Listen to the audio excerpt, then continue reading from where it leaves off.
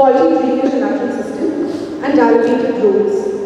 Insufficient housing and continuously. With these lacunas affecting the daily lives of the families who are working in most of the time in unorganized sector, the children or the young kids that we see here. I played as a cricketer in the film, and I could hardly find women cricketers, in Chennai, and there were very few.